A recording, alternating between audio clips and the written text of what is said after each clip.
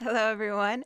Thank you once again for joining me on this is part 2 of my 8-hour live tutoring session Q&A.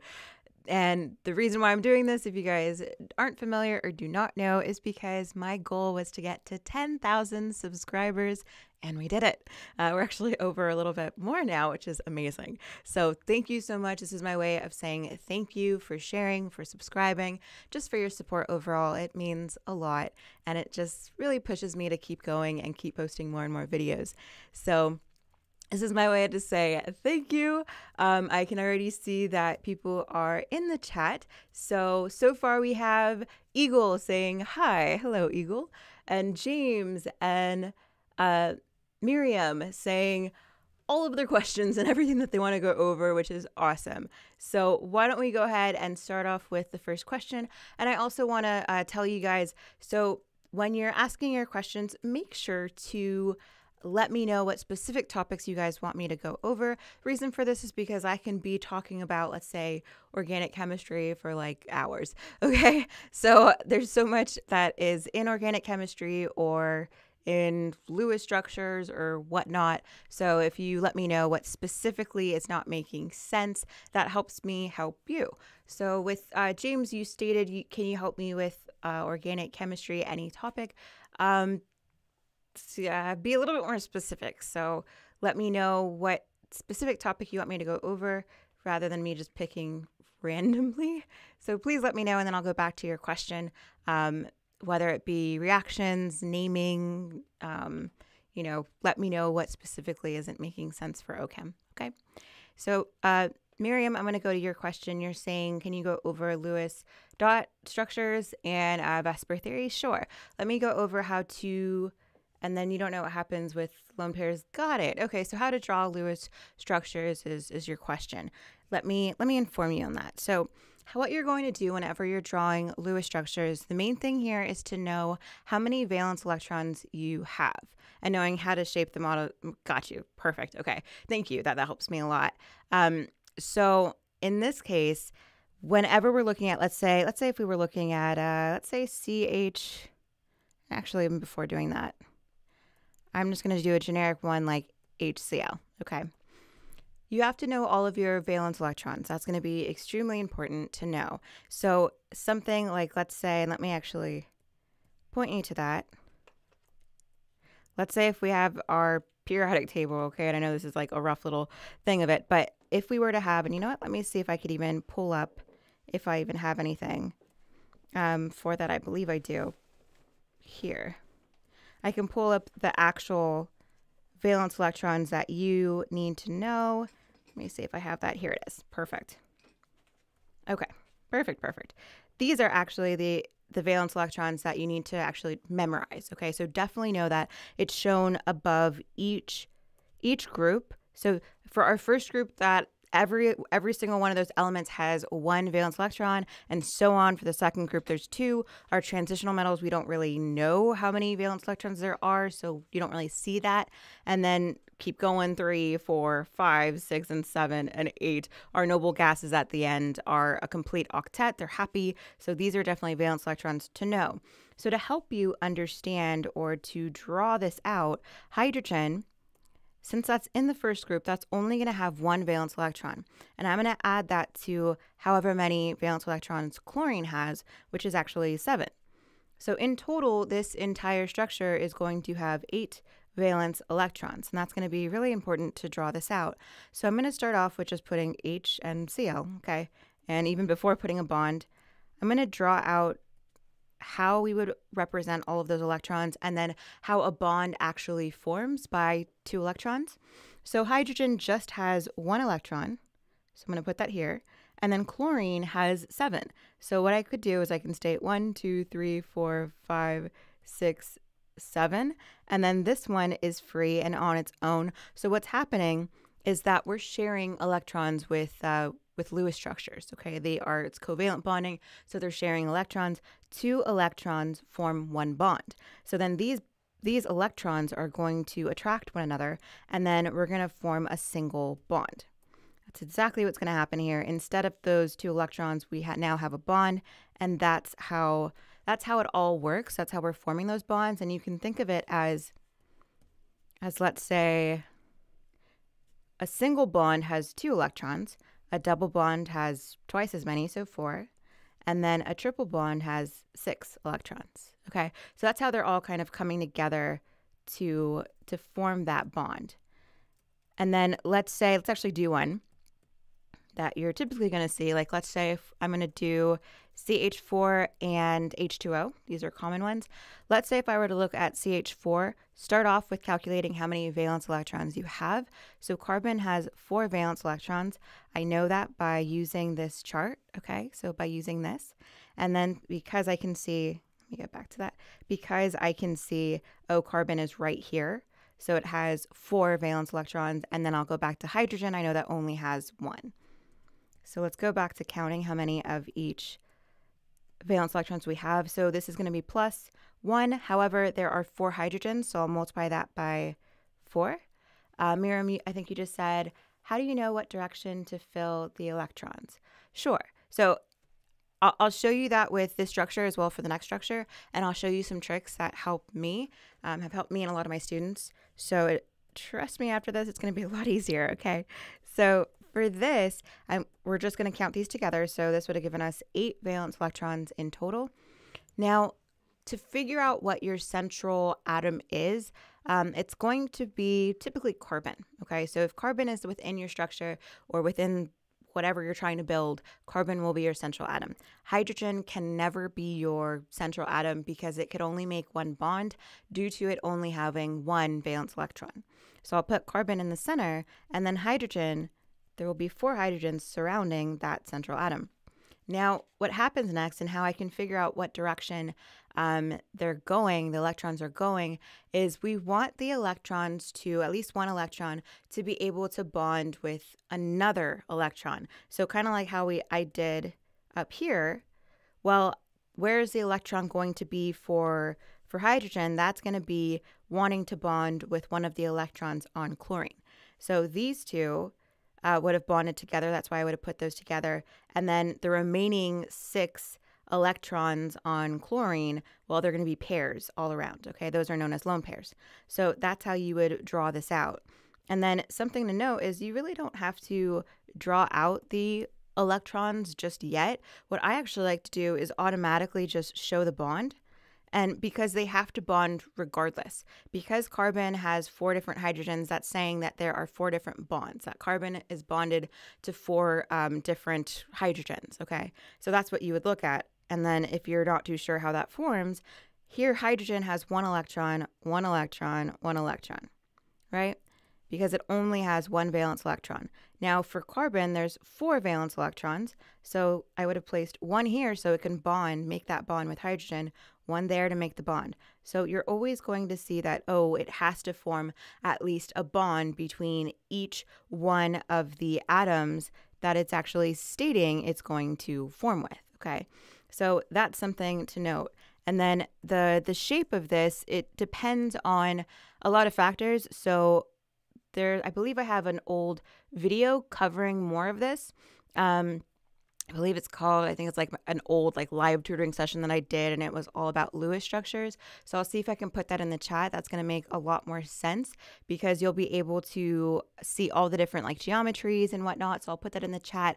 Another thing for everybody viewing and coming in, I also have really, really helpful notes or a formula sheet that you can download. It's in the description right now. It's in the description box of this video, and it says free chemistry survival guide. So download that and you'll actually find the geometry, the molecular geometry and electron geometry charts that help you figure out what type of geometry it all is, okay? Plus there's a bunch of other resources like all the different formulas that you'll see. Okay, that's really helpful. Make sure to download that. And then I just put the video in there. Okay, and then now, let me see that last part, and then I'm going to go back to James' question. What about molecules with a charge? I believe I went over that as well in that video, but real quick, let's say if you had something let's say NO3, and it has a negative charge. you would once again count the electrons. And this would have been 5 valence electrons for nitrogen plus, let's say, oxygen has 6. There's 3 of them, so I'm going to multiply that by 3. And then lastly, whenever it has a charge, if it's a negative charge, you add 1 electron. If it's a plus, like a positive charge, you subtract. Okay, so negative charge, add an electron, positive charge, subtract.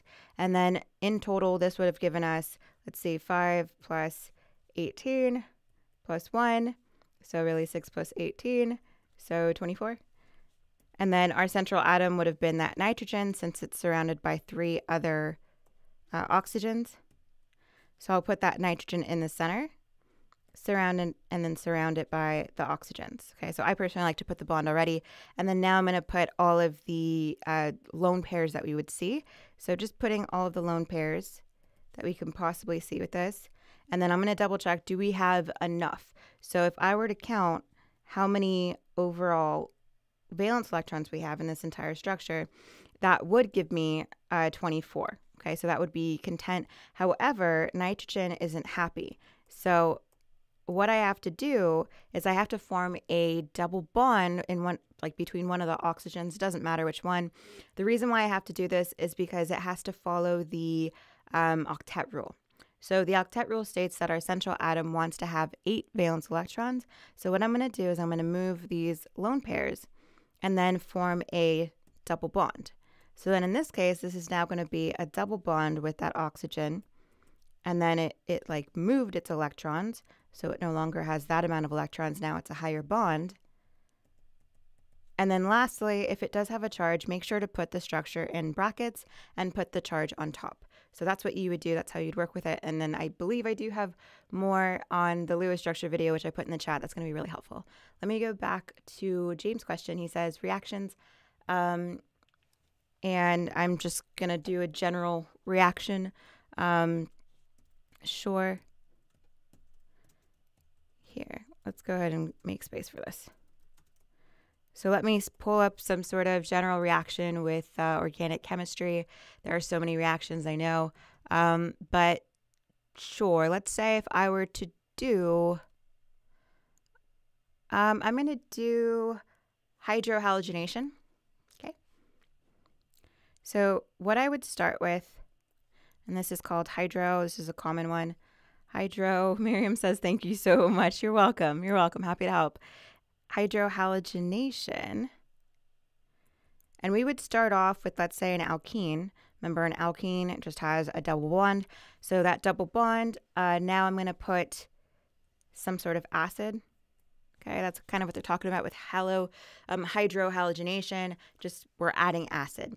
Now, essentially what's going to happen here is this is going to start off the reaction. This double bond is going to lead our reaction or start the reaction off by taking that hydrogen, and then this is going to leave. So it's kind of like a little chain reaction that we have, that these electrons, and then the tail, by the way, the tail of our, and this is actually something to note, the tail of our arrow is really important because this is always going to start it off. So that's basically saying that we're going to take something, okay? So the tail is always going to go at that with something that is either negative, okay, negatively charged, or it's electrons. And then what it's attracting or attracted to is normally something that's positive. All right, so that's something to kind of note and help you with all these reactions and drawing mechanisms, is knowing, oh, how do I write those arrows? It is extremely important to know that, just because I do see a lot of students getting marked off with how their arrows are drawn. So this is going to kick off the reaction, and what's going to happen is our double bond is going to break. Okay, so now we have what's going to actually happen here is we're going to form something known as a carbocation.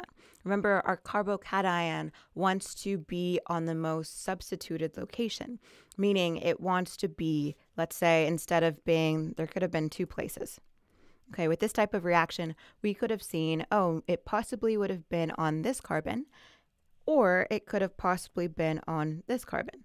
The only carbons that that carbocation could have been on was where the double bond broke. Okay, so it could have only been at those positions. Now, what we want to look at is which one is going to be the most stable. Okay, so something that's tertiary or secondary, those are going to be the most favored. Tertiary is going to be the most favorable. However, in this case, this part would have been secondary, this would have been primary, and what it's going to favor is the most substituted location. So our carbocation would actually be right here. And then next, we still have bromine in the mix, and that's negatively charged. What's going to happen now is we're going to attack. So this bromine is going to attack that carbon and attach on.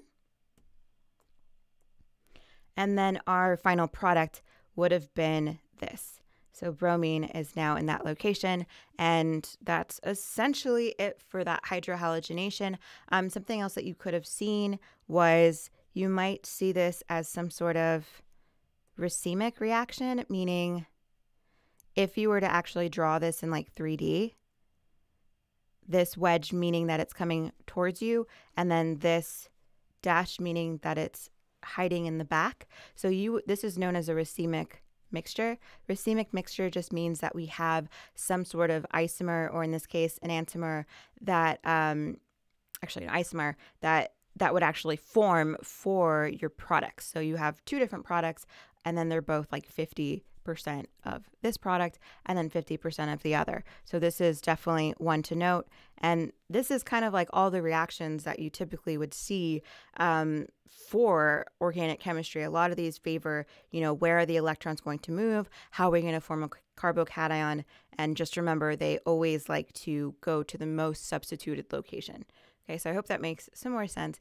And let me see who's next. Okay. So next question. Avnet says, can you explain percent yield? Sure. So let's start off with just percent yield. What's the formula? What is it? So percent yield, our formula for this, is equal to our actual yield. And that's going to be divided by our theoretical yield times 100, since it is a percentage. So I'm going to multiply this by 100. All right, so with percent yield, what you would typically be given, there's two types of questions that you might see. They might actually give you the actual yield, and then you would figure out the theoretical yield from stoichiometry, given, like the limiting reactant and whatnot. Then you'd plug it all in and solve for the percent yield. Let's say, and I'll give you an example of that. So let's say if the question said if 14.7 grams of product is actually produced. Okay, I'm going to say find the percent yield. Let me zoom out. So find the percent yield. And then typically what I see with percent yield questions, they will give you, that's kind of like a, like a 3-part question, like A, B, or C question that I've seen, where the first part of the question you have to figure out what your theoretical yield was, because that's going to help you with finding the percent yield. So what you would have done was you would have found the limiting reactant. So you would have gone from grams of your reactant to the grams of your product, and then whatever your, I'm going to say LR, just meaning limiting reactant, also known as limiting reagent, whatever that limiting reactant produces is then your theoretical, and I spelled that so wrong, theoretical yield. Okay.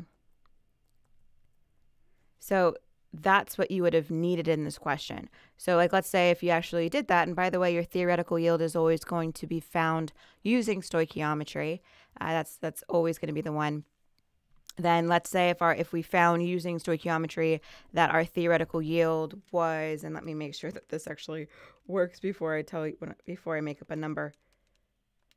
Sure, it works. So let's say if our theoretical yield that we found was 15.2 grams, okay, of product. Then all you would do is actually plug it in. So I would plug in our percent yield formula, the actual yield on top, the 14.7, which most likely will be given to you, and then the 15.2 grams of product, which is going to be what you found using stoichiometry. Okay, it was what your limiting reactant produced. multiply that by 100. So once we do that, you would have gotten 97%, which is an amazing percent yield. That just means you pretty much did you did everything correctly in your experiment. What percent yield really means is that you correctly made a lot of product. Okay, so that's what I would see with that. One more little question that they could possibly ask with percent yield is, let's state if they wanted you to actually find the actual yield and they give you the percent yield. So let's say, if I'm going to kind of work my way backwards now, let's say that they gave us, 97%. This is our actual yield. Like, I'm going to state that this is given. Okay, they gave us the percent yield, and they also gave us, or we figured out what our theoretical yield is. Okay, I'm just going to say theo, and then we're going to find our actual. So it's like you have to work your way backwards, and we'll still plug that all into the formula. So I'll bring back our formula. Percent yield is equal to actual over theoretical times 100. A way that I personally remember this, and I tell my students to remember this, is percent yield is where it's at. Okay, it helps you remember. It helps you know what in the world that's going on. All right, so here, percent yield, we're given that, so 97%. And then we're asked to figure out what our actual yield is. I'm going to state X since we don't know what that is. And then theoretical is what you would have been, either given, or you would figure that out using stoichiometry, times 100. First thing that you would do in this question is you would divide by 100 to both sides just to get it out of that percent form. And then this would cancel. This would give us 0.97 is equal to X divided by 15.2. And the last part of this would be to multiply both sides by that 15.2. Okay. And then X, or your actual yield, would have been that 14.7 grams. All right, so that's how you work your way backwards in the case that they're actually asking you for actual yield, and they give you percent yield and theoretical. Hope that makes some more sense. I'm going to go to the next question. So let me make some room here.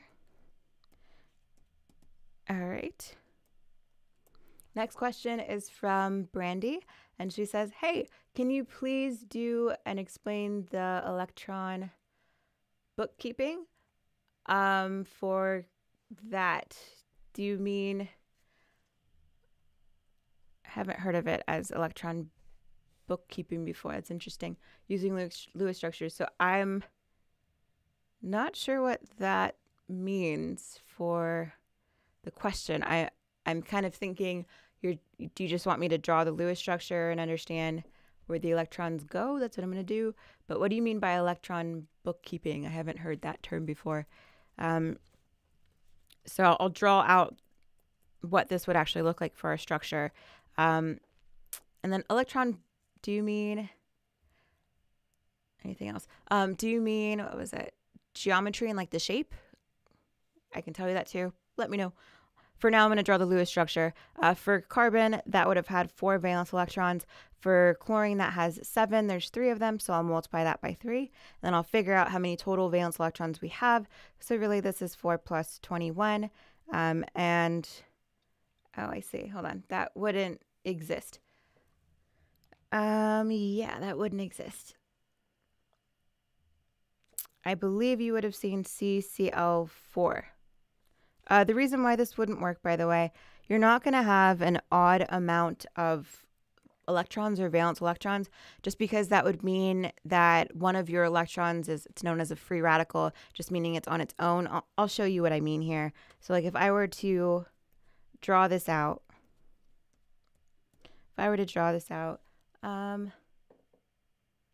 draw in order to respect octet rule. I see. Okay. I'll see what I can do with that. Yeah. Draw in order to respect the octet rule. All right. So for now, it doesn't respect the octet rule. CL4 would, but I'll show you what would happen. So this would have been 2, 4. Let me go ahead and just put how many valence electrons we have. And then there would have been 1 on its own. That's why it's not the correct structure. This would have been 25. So, oh, got it. Okay.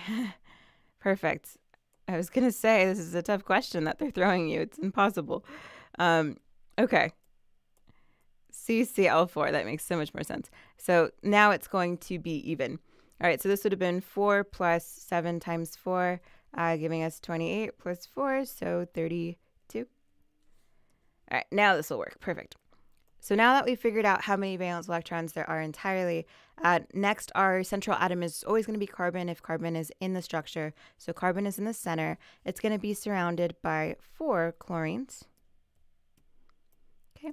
And then what I like to do personally with Lewis structures is I always like to automatically put the bonds already because they have to bond regardless. So I'm already going to put the bonds for each, and you'll see that that is correct for carbon because we only have 4 valence electrons. Here's 1, 2, 3, and 4, right? And there's going to be 28 electrons for chlorines. So chlorine, each chlorine can only have 7. So I'm going to put those valence electrons surrounding the chlorines. So this would have been 1, 2, 3, 4, 5, 6, and this is 7. And I'm going to mirror that on every single side. Okay, and we'll see that I'll show you a trick so you don't have to actually add every single one electron, like one by one, saying, oh, 1, 2, 3, and counting everything. Instead, what you can do is you can look at this and say, well, this, if we just count one of these bonds, anything that has a single bond and it's attached to something that actually has 3 different lone pairs, like what we see here, well, how many electrons do we have? We have 1, 2, 3, 4, 5, 6, 7, 8. Since we have 8 total electrons here, well, how many of the other ones do we have? Well, this is really a simple math problem where it's 8 times 4, which, yes, that is 32. So that checks out. So that's what we want to do with our valence electrons, is always make sure how many in total do we have for the structure, and then count up all of the electrons that we have, that when you draw it, to make sure that you drew it correctly. And then next, you want to check, does this actually obey the octet rule? So the octet rule, remember, the central atom has to have 8 valence electrons. And you'll see that this does obey the octet rule. So if I were to show you, I'll show you in red, this is going to be 1, 2, 3, 4, 5, 6, 7, and 8. So I look at all of the bonds or all the lone pairs or whatever is really attached to that central atom, and there in the red you'll see that those actually, it does follow the octet rule. So this is happy, this is the correct structure, since there are 8 valence electrons for our central atom. Okay, so I hope that makes some more sense. And then, by the way, if you need any more help, Brandy or anybody else that wants Lewis structure help, I did put in the chat a Lewis structure video. You'll find that's very, very helpful. As well as something else to note is, if you guys don't know, I create my own notes. So I'll put that in the chat. What it is for my notes is I give you a bunch of different examples. I show you step by step how to draw Lewis structures. I also have several for like stoichiometry, redox reactions, gas laws, and so on. You can find that with the link that I just put right now in the chat. So if you're having any trouble with any of those topics, or just need help overall, definitely check that out, okay? It's like a how-to guide. Let me go on to the next question. Let's see what's next. Okay. G says, hey, Melissa, can you please explain strain in organic molecules, for example, cyclopentane, as well as how to draw them with dashes, wedges? I'm having a hard time visualizing. Thanks. And it was a correction, cyclopentane, cyclohexane. Okay, sure. So I'll show both cyclopentane as well as cyclohexane. And also how to identify the strain based on the molecular conformation given. I can't wrap my head around it. Okay, let's see what I can do here. So when drawing, let's say, and let me see if I can pull up anything else to help you with those molecular conformations. Okay. I see. Okay. Got it. You're looking for that sort of thing. Let me see how I can draw those out on a 2D level and go from there. Let me see if there's anything better with my examples. I think that's what you're telling me. Give me 1 second with that.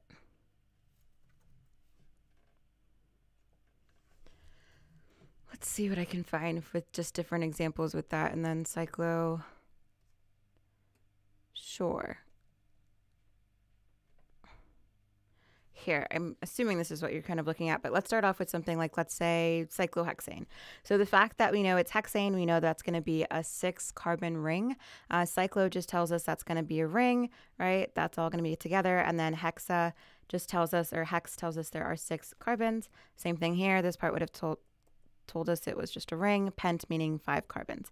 So I'll draw cyclohexane, just putting 6 carbons together, and then I'll double check, is that 6?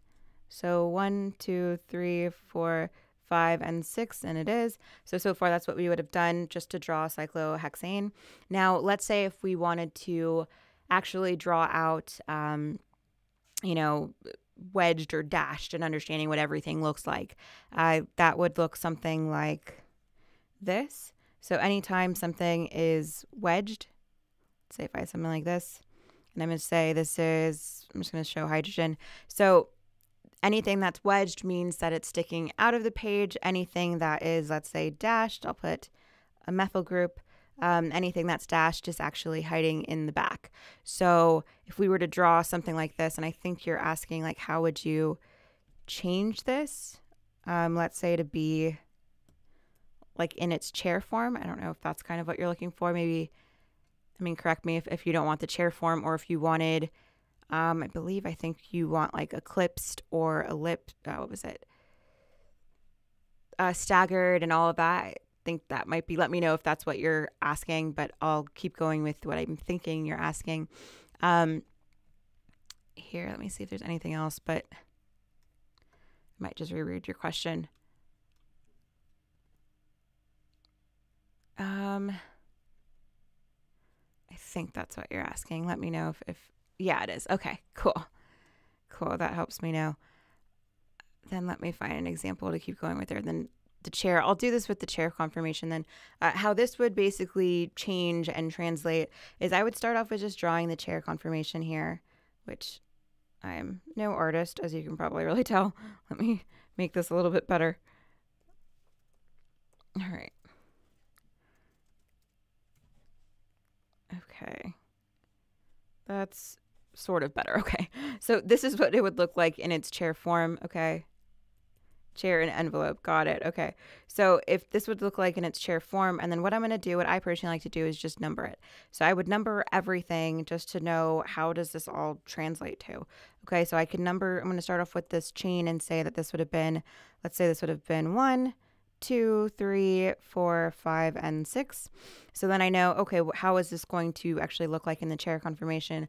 This would have been 1, 2, 3, 4, 5, and 6. And with that numbering, it's going to help me figure out where everything's going to go. All right. So in this case, this hydrogen at 1 is just going to go up. Okay, that's going to go up there.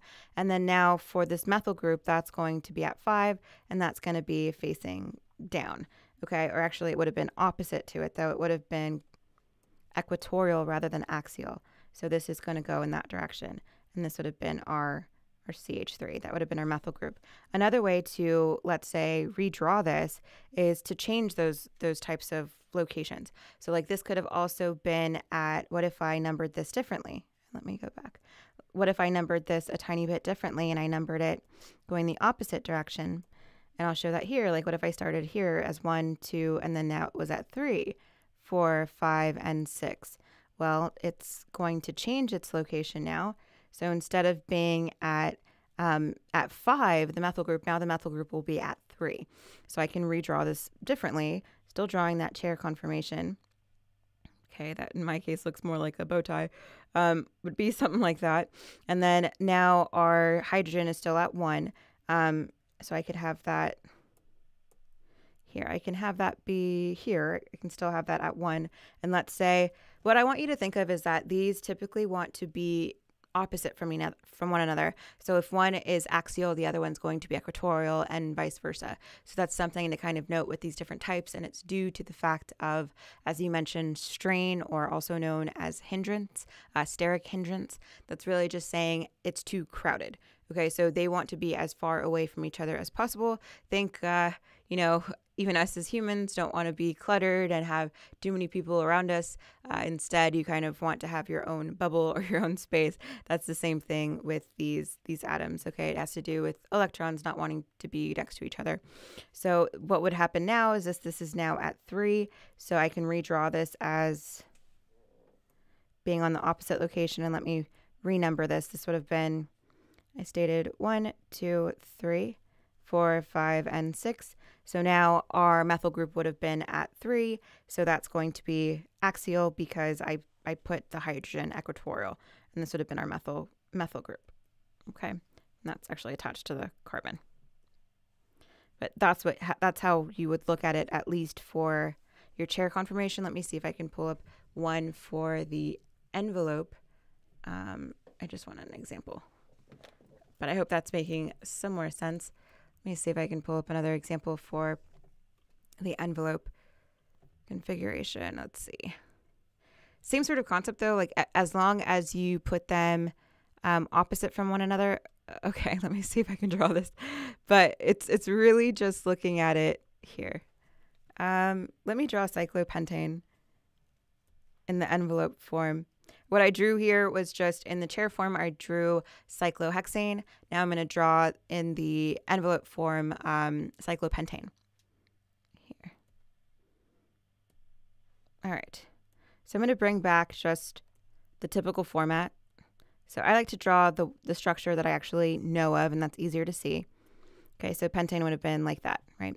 And then let's say, once again, I'll add methyl groups accordingly in a second, but what I want you to look at is what's essentially going to happen here. So let me see if I can attempt to draw this, because these are very cluttered. Let me see if I can find anything else with my example. Maybe 1 second to see what else I can draw this with. Yeah, that's better. Okay, this is what you would get. This is what we're going to have for our envelope form. There we go. That's better. Okay, so for pentane, we know there's going to be 5 different carbons. This would have been, let's say if I were to, let's say if I were to add a methyl group somewhere, okay? So let's say if I added, in this case, a methyl group, I'm going to put wedged again. That was CH3. Then that has to be pointing up. It's most likely going to be opposite to one another, just knowing like, and then let me actually put something that's like wedged. Let's say if I were to put, I'm going to say another methyl group here, okay, just kind of looking at that location, that's what we're going to focus on. To have less steric hindrance, where we have to put them opposite from one another, meaning even though they're going to be at the same location, one has to be axial, the other one has to be equatorial, and that just is due to the strain. So I'm going to start off with numbering again. This would have been 1, 2, 3, 4, and 5. It doesn't matter which way I'm going. This would have been 1, 2, 3, 4, and 5. And then next, I'll put pretty much the location of each methyl group. So the one that is up here, that's going to be axial, and the one that is hidden in the back, since it's dashed, that's going to be equatorial. Okay, and I'm going to actually make that a little bit better and point it down, just really showing how this is going to be opposite from one another. So a lot of times what we would see is if it's wedged, and it's most likely going to be axial, and then if it's dashed, it's going to be equatorial. And once again, it's just showing that they want to be far apart from each other, so we don't have that hindrance or that strain. Okay, so I hope that makes some more sense now, drawing that out, but that's essentially the concept. Okay, and let me see another question. Okay, so I think we have a bunch of Lewis structure questions here, and let's see what we have for the next one. Okay, let's start off with, so Doug is saying, what is the structure of this? Let me draw that out. IF7. And I think those are just 2 separate questions, right? Yeah. Yeah, they are. Okay, so I'm going to start off with just figuring out the valence electrons. That's how you always should start this off. So starting this off, this has iodine. Let's count how many that would have 7, and then fluorine would have 7 times 7. So that's really 7 times 8. And then that would have been 56. And then I'm going to put iodine in the center. So that's a lot of valence electrons. But then this is going to be structured. Goodness, there's 7 of them. Okay. That's different. This would have been structured with pretty much just 7 fluorine surrounding that iodine. I'll make sure that that all works out, but it would. Here, putting 7 of them. I'm actually going to angle these so they can all fit.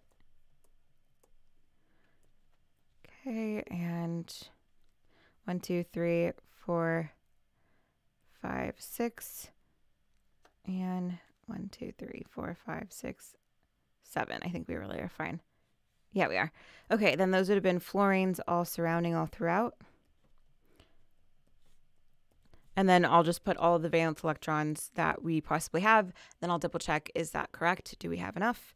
So here, this is what we would have, just all the lone pairs. And then I'll use my trick to not have to add up every single lone pair. So my trick, if you guys are just joining, for these types, so I don't have to count every single valence electron, I'm going to look at just one structure here, and then you'll note that how many in total valence electrons do we have just with that circled region? Well, this is going to be 2, 4, 6, and 8. So since there's 8, and how many other bonds do we have? Well, there's 7 other bonds. 8 times 7 would have been 56. So that's totally fine. So it checks out. It is happy. Iodide is going to be one of those ones that doesn't follow the octet rule. It's actually an exception to the octet rule. It's called an expanded octet rule. Okay, so that's something to definitely note. Those are ones to know. But that's kind of the main thing with the structure. That's all you would see with this. Okay, I hope that makes some sense. And let's see what else we got. And then, for everybody and Doug and everyone who's asking multiple questions, for now, I'm answering one of your questions. Then I'm going to make sure to answer, at least everyone gets one question answered. And then if there's more time, I'm going to go back to your other questions. Okay. So let's go to the next person that I haven't answered their question yet. Let me make some room. All right. So next question is from Esther saying, hello, can you go over empirical formula and molar mass? Sure. So let me pull up a question for empirical formulas. I'll do that now. And then, and welcome back, Esther. I know you joined us yesterday, and it's awesome to see you again. I also wanted to put something in the chat. I have another video on empirical formulas. So I'll put that in the chat for you and for anyone else who is, worried or needs help with empirical formulas, but I'll definitely do a question. Let me just find one. Here we go. Okay. Let's say if we were asked to find the empirical formula and they gave us that the compound consists of 89.14% of gold and 10.80% of oxygen. Okay. And they just said, find the empirical formula. So what we want to do first, whenever it's out of 100%, and in this case, you actually can tell it is because if you add those two numbers, those percentages together, it will give you 100. So what I'm going to do now, I don't have to really convert anything per se. I can automatically just erase this percentage and state that it's grams. Okay. That's something whenever it's out of 100%. Now, what I'm going to do now is change everything to moles using the molar mass. So using the molar mass, and let me space this out a little bit better, using the molar mass of gold found on our periodic table, I want to align those units across from each other so they can cancel. So grams of gold would be on the bottom, and I'm trying to find moles, so 1 mole of gold will be on top. And looking at our periodic table, gold has a mass of 196.97. And then I would divide these two values, and that would give us our moles. So this would give us 0.45255 moles of gold. Now, I don't want to round just yet, just because we haven't actually, found the empirical formula yet. For the moles, for these types of questions, I like to put as many decimal places as possible, just to actually keep the value be exact, and we'll round afterwards in the next step. So that's the first part. Next, I'm going to convert the grams of oxygen that was provided as well to moles. So once again, putting the grams on the bottom of oxygen that's found on our periodic table, that's 16 per every 1 mole on top. Molar mass is always going to be grams per mole, and that's going to pretty much allow us to go from grams to moles, or vice versa, moles to grams. Okay, so that's something to definitely note. What I'm going to do again is just divide. This gives us 0.675 moles of oxygen. And then the next step, after you've changed your grams to moles, you then want to divide by the least amount of moles. So we'll find the least amount of moles is the gold. So that was our gold. What we're going to do is divide both of these by the least amount of moles. Okay, I'll do that same thing here. And then we're going to round to the nearest whole number. So we'll see what we can do, and then there's special cases which I will go over. If we were to divide gold, that just gives us 1. And then if we were to divide oxygen, that would actually give us 1.5. So whenever you have, and I go over that in the video as well, whenever you have, let's say, something that ends in 0.5, you have to multiply your subscripts to get a whole number by 2. So to get a whole number, I'm going to multiply by 2 to both of the subscripts. So now my empirical formula is going to contain 2, and this is going to contain 3. Okay, so for gold, now that's going to be a 2 subscript, and for oxygen, that's going to be a 3 subscript. So that's how you would find your empirical formula. Okay, and then real quick with molar mass, let's say, for example, if I wanted to figure out, I'm going to do something a little bit tougher. Let's say if I wanted to figure out the, let me not do Na. Let's do magnesium. Let's say if I wanted to figure out the molar mass of this, okay, something a little bit more complicated. What I'm going to do is I'm just going to write every single element that's involved in this compound. So we have magnesium, we have nitrogen, and oxygen. Next, I want to put the molar mass found on the periodic table. So the molar mass of magnesium would have been 24.31. And then next, I'm going to put the molar mass of nitrogen. So nitrogen is 14.01. And then, however, how many nitrogens do we have? This 2 is like it's distributing to our subscripts. So there really are 2 nitrogens. So I'm going to multiply that by 2, and that's going to give me 28.02. I'll do the same thing with oxygen. Oxygen has a molar mass of 16. And then now I have to multiply that, however, by however many oxygen we have in this compound. So there's that 3 times that 2, giving us 6. So in total, let's see what that would give us. So that would give us 16 times 6.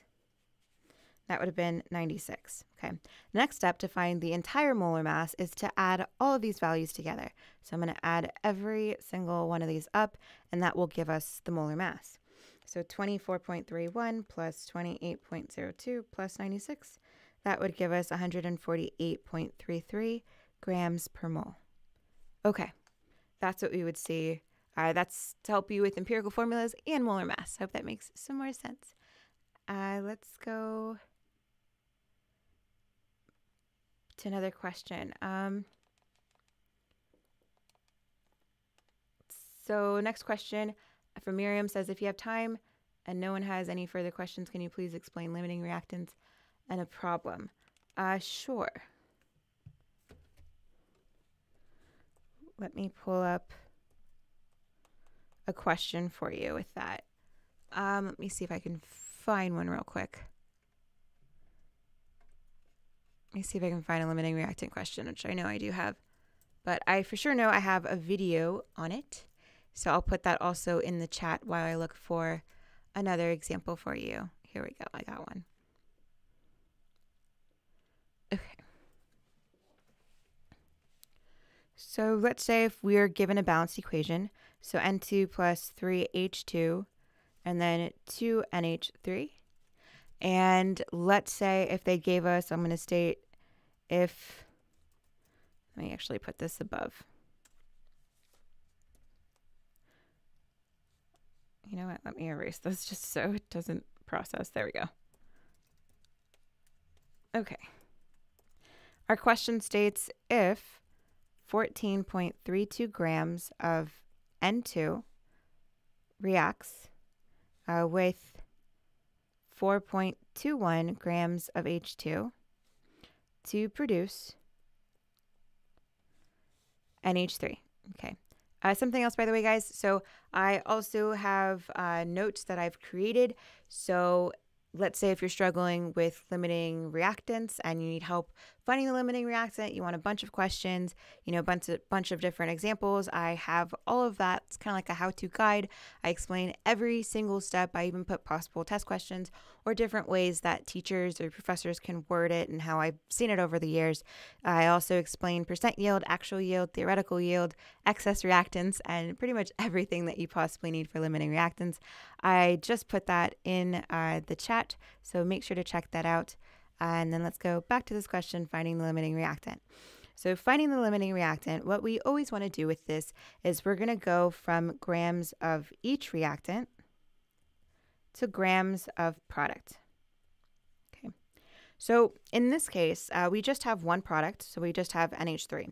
Now, if we were, you know, somehow, some way they gave us two different products, like water. Okay, I know it wouldn't be in this case, but let's say if they did. So sometimes I get questions on which product do you choose?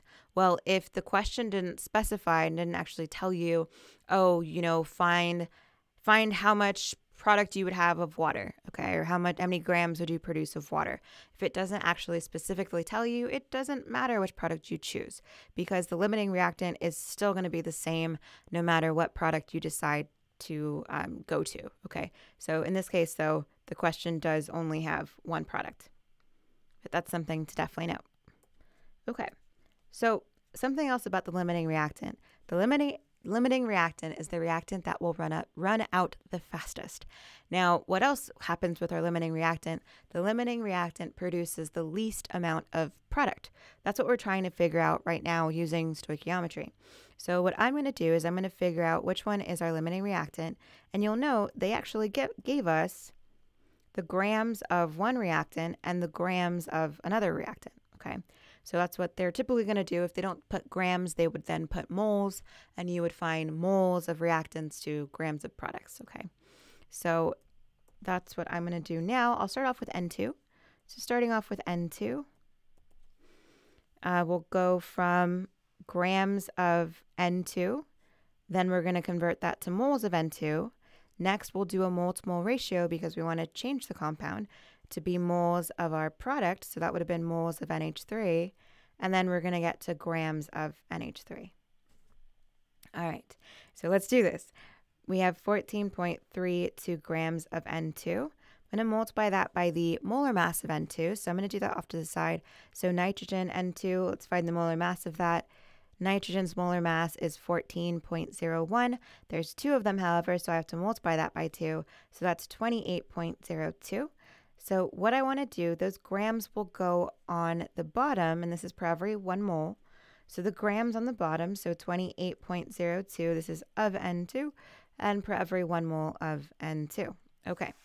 Now what I want to do is, since my grams and grams of N2 would then cancel, we want to get to moles of a completely different compound, so we have to use our balanced equation to do a mole-to-mole ratio. What I'm going to look at are just the coefficients or the numbers in front. So there's 1 mole of N2 per every 2 moles of NH3. And that's what I'm going to put here right now. So on the bottom, I'll put moles of N2 so they can cancel. And we stated there's only 1 mole of N2 using our balanced equation. And then now there are 2 moles of NH3. Our moles of N2 would cancel.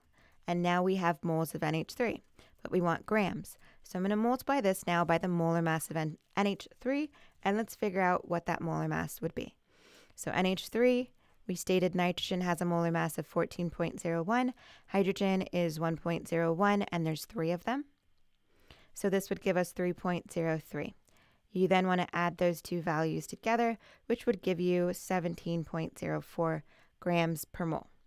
So then now I'll put the grams on top since that's what we're solving for, and that would give us 17.04, and then 1 mole of NH3 on the bottom. So your moles and moles of NH3 cancel. We now have grams of NH3. Let's multiply this all out and figure out what that gives us. Okay, so let's multiply these values all together. So 14.32 times 2 times 17.04 divided by 28.02. That would give us, let me see if I can go back. There we go. That zoomed in. That would give us 17.42 grams of NH3. So far that was just whatever N2 produced. That was the first reactant. We have to do the same exact process for our second reactant. So for the second reactant, we have H2. So I'll do that exact same process. So 4.21 grams of H2. Once again, I'm going to multiply this by the molar mass, however, of H2, and then that molar mass, let's find that. So H2's molar mass would have been 1.01 times 2, which is 2.02. I'll put that on the bottom, so 2.02 grams of H2 on the bottom and 1 mole of H2 on top. Next, we want to change this. So we don't want H2, we actually want NH3. I'm going to go back to the balanced equation, and then we'll look at the coefficients in front. So the coefficients in front, there's 3 moles of H2 per every 2 moles of NH3. Okay, so then this is what I'm going to use. All right, there we go. So 3 moles of H2, not N, H2, and then 2 moles of NH3. Our moles and moles of H2 cancel. By the way, your grams of H2 canceled already. And then now we just need the grams of NH3. We'll use the exact same molar mass that we found before. So I'll put the 17.04 grams of NH3. And then this is 1 mole of NH3. Okay, am I running out of room? No, cool. We'll multiply all of this out and we'll see what that gives us. So let me see what that gives us. 4.21 times 2 times 17.04 divided by the bottom multiplied. This is 23.7 grams of NH3. All right, so what I'm looking at now, what I'm trying to compare is which one produced the least. What produced the least amount of product? So whatever produces the least amount of product is then our limiting reactant, okay? So now, in this case, O2 produced 23.7, but N2, we said produced 17.42. So N2 must be our limiting reactant, right? And then whatever we just produced, that 17.42, must be our theoretical yield, okay? So this is our theoretical. Now, the other reactant, so I said O2, it's H2, sorry, H2. There we go. So H2 is then our excess reactant because that's what's going to be left over. So that's what you would do with pretty much any sort of limiting reactant question. All right, so that's definitely one to know. Brandy just said, you are a blessing. Lots of love. Thank you so much. Thank you so much. Lots of love back, guys. All right, let's see who is next. And let me make some space for this because I know this was a longer question. Limiting reactant questions tend to be longer, I know. Okay, so let's see what we got.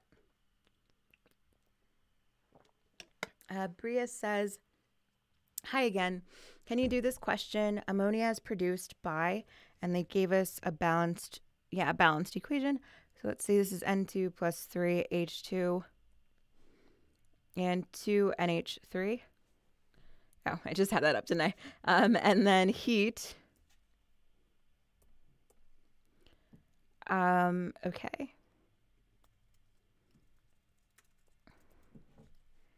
And welcome back, Bria. Our heat is negative 91.8 kilojoules. How many moles of H2 react to release? Okay, so we're finding moles of H2 to release. So our given is 183.6 6 kilojoules. Got it. Okay, so what we're going to do, so this is a little bit of, what was it called? Enthalpy stoichiometry, yeah. So I'm going to start off with the only given value that they actually gave us. So I'll start off with the 183.6 kilojoules.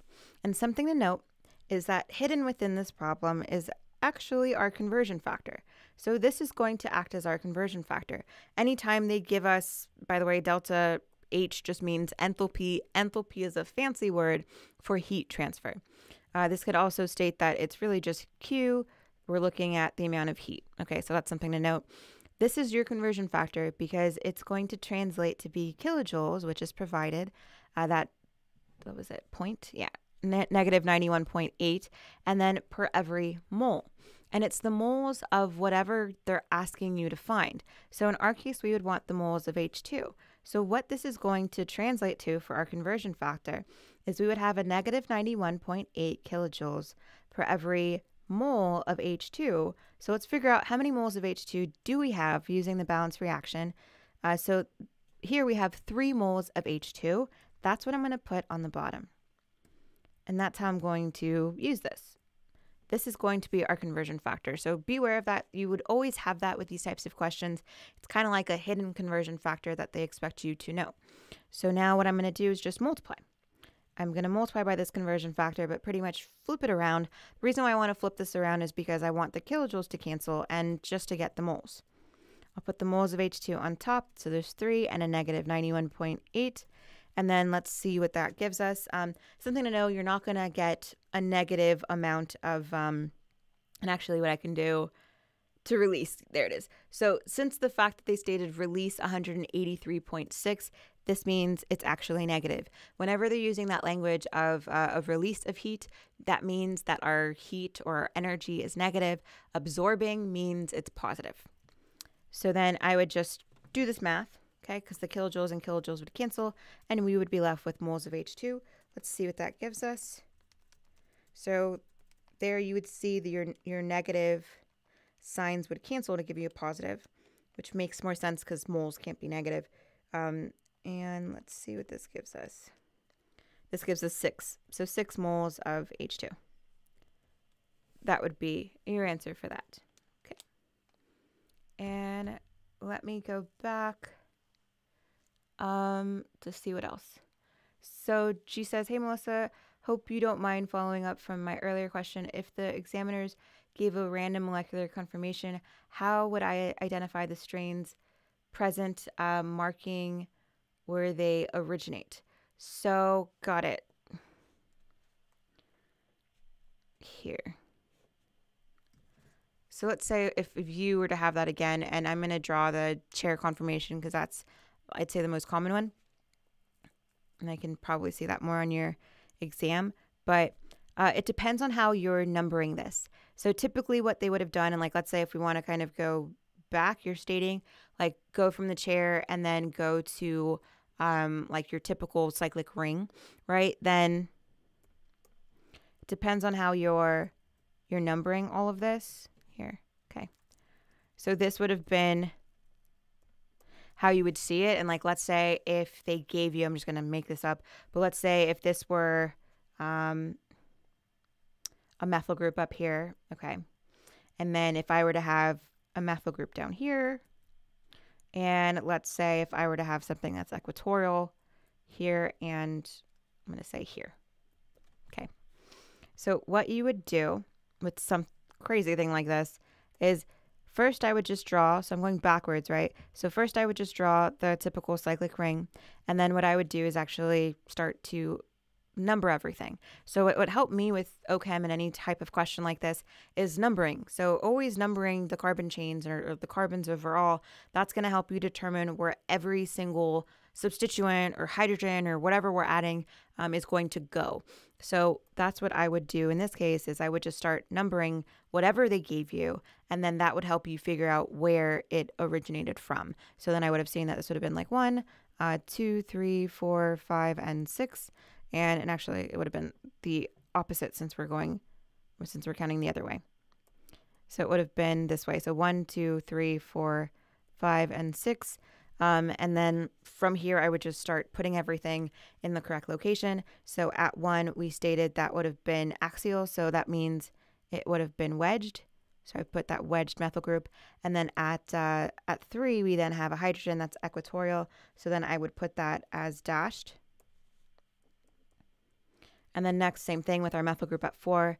I'd put it as wedged since it's axial. And then equatorial again on our hydrogen on the opposite side. So wedged, or dashed, I'm sorry. So that's something that you would kind of look at. I would just start numbering. Like if they gave you the chair confirmation and they want you to go backwards to just how it originated, that's what you would do. Okay, start numbering and then from there, put it in its proper location. Hope that makes more sense. Let me see. Now I'm going back to answer more questions. I'm going to answer Doug's next question. Doug states, when formaldehyde and potassium hydroxide are heated, we get, let's find out. So for formaldehyde, here.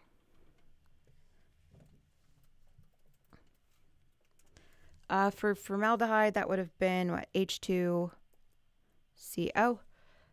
is heated with potassium, so K, hydroxide OH. Cool. And then what do we get? Let's find out. So I definitely know water will be produced. Let me see if I'm good with this, but H2O, and then we would add potassium hydroxide. Yeah. Okay. So let's see. I would start combining and just see what else I can form. I kind of want to rewrite this because this just looks strange to me. Here. I'm going to draw out formaldehyde a tiny bit differently. This is how you're typically going to see it. Yeah, that's how you would typically see it. And it's definitely going to produce water. So we're adding formaldehyde, we're adding heat. That is just known as a little triangle. And then I know for sure one of my products would be water. The reason I can just tell that automatically is this OH would combine with one of these hydrogens. H plus and OH minus would then form that water. And then from here, this is where it's a little bit tricky or a little bit different. So let's see what we would then produce. So I would add that, and then I know I'm going to produce some sort of, possibly some sort of salt, since I still have potassium and I still have carbon and oxygen left in the mix. So I would have possibly done CO, but that's kind of strange that they're doing that. Let me see what else I can find. But I would have thought it would have been methanol that you produce. KOH, and then that produces that. This is a base that's going to accept a hydrogen, that loses it. That then becomes this. Give me 1 second, just mentally thinking about this out loud. That's going to react. Let me see if there's anything that I can see to help me find that, because I know this is a special reaction that we would look at, but let's see. 3 methanol would be produced, and I actually feel it would be a little bit different. That would then go, no, that's not the case. Give me 1 second to see what I can do with this.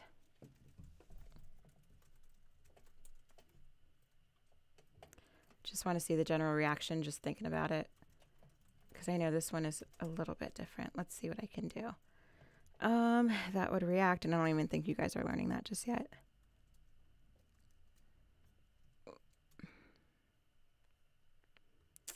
Let me see what I can do, because I'm not too sure just yet.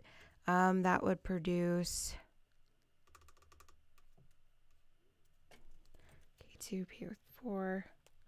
Definitely water would be produced, and I'm just trying to see how they would produce the carbonate, because that doesn't make any sense why that would have been carbonate. Here.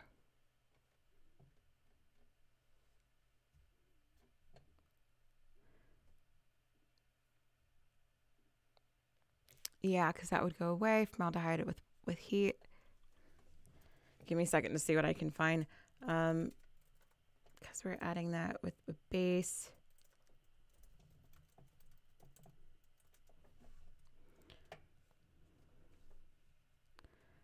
It is hydrolysis.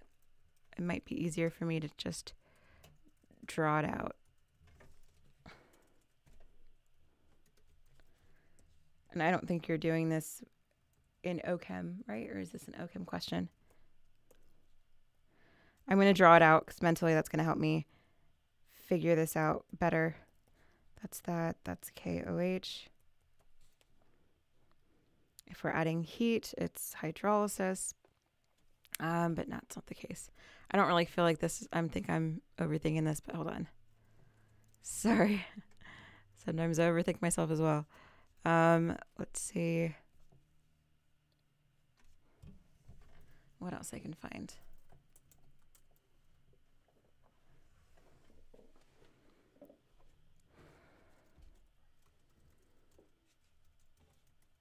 That's going to cancel. That's going to leave. That's going to break. We're going to form methyl alcohol. Yeah, that's better. And then hydrolysis would have been water. Just thinking of this out. I believe so.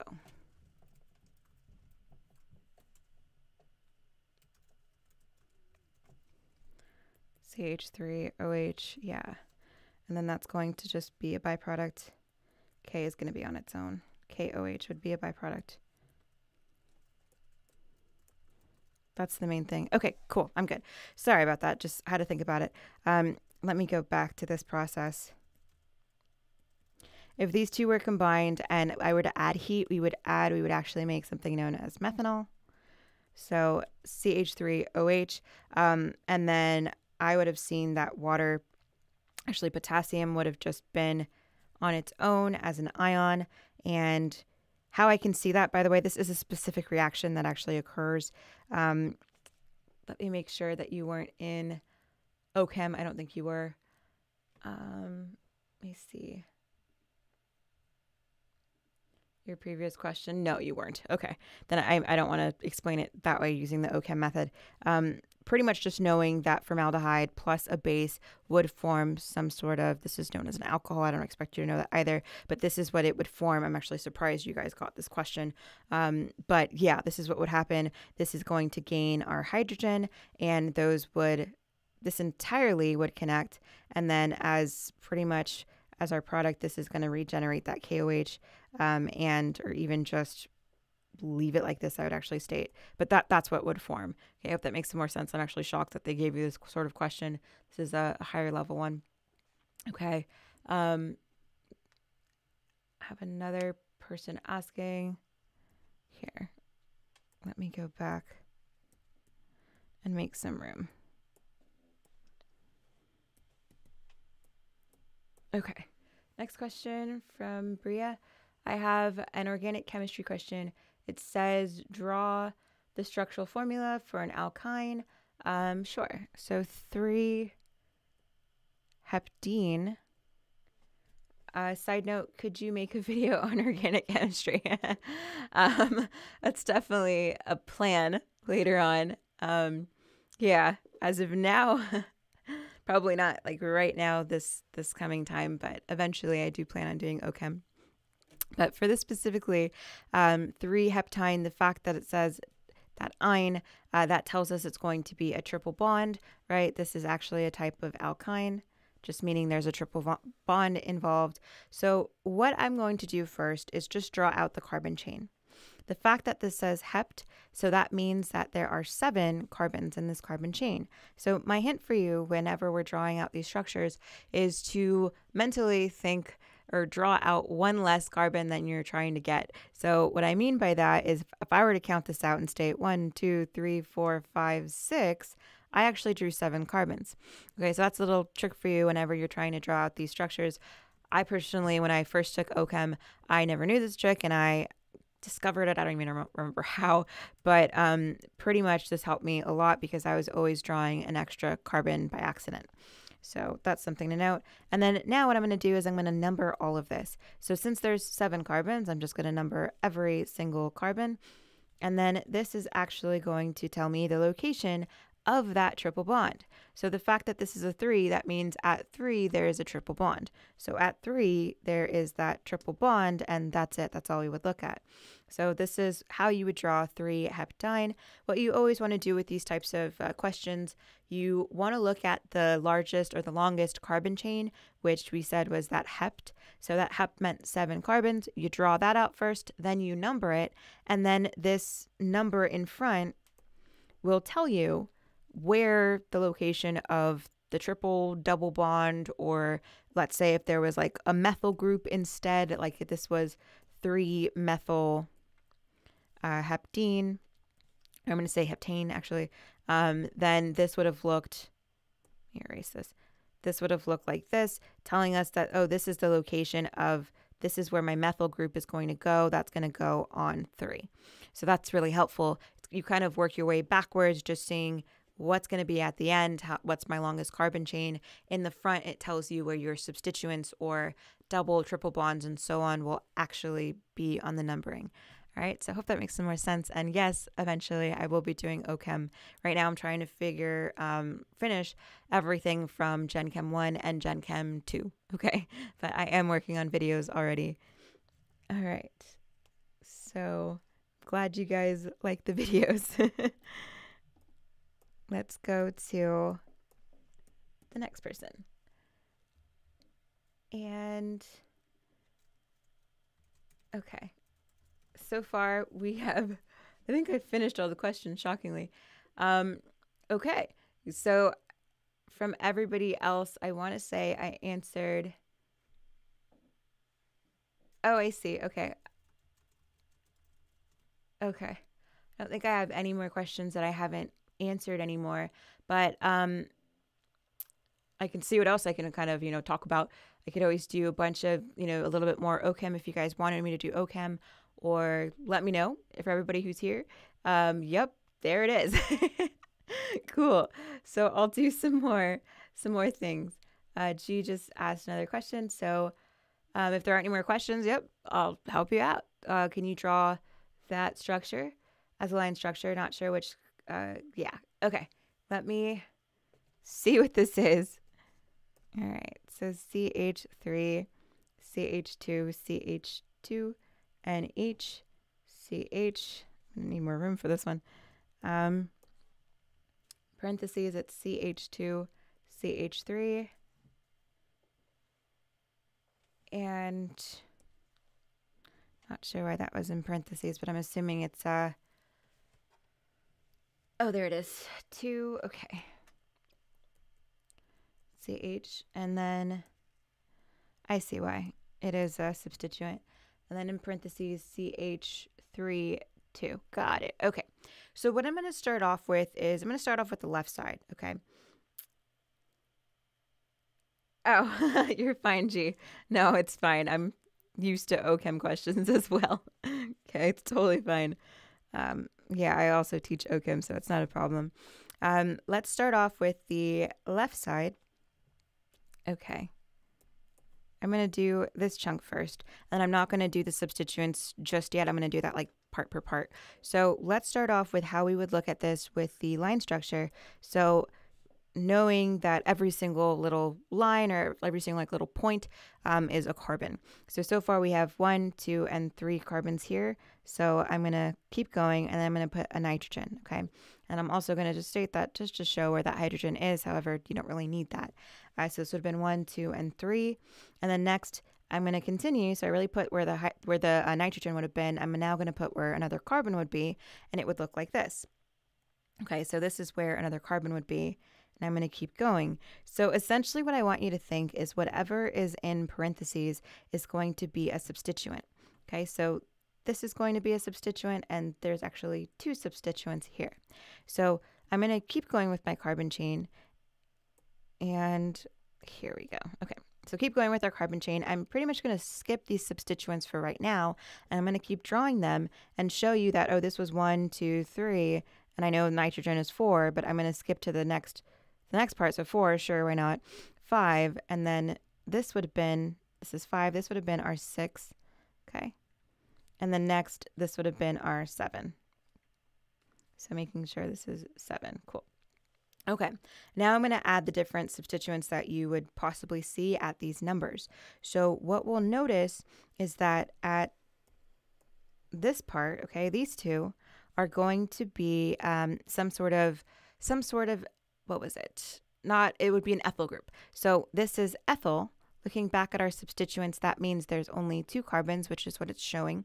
So I'll draw that at 5. This is stating at the 5th location. So this would have been 1 and 2. Okay, so this is 1 and 2 carbons, and that's what I would draw for there. And then here at the end, there's 2 methyl groups because there's only 1 carbon. This is known as methyl.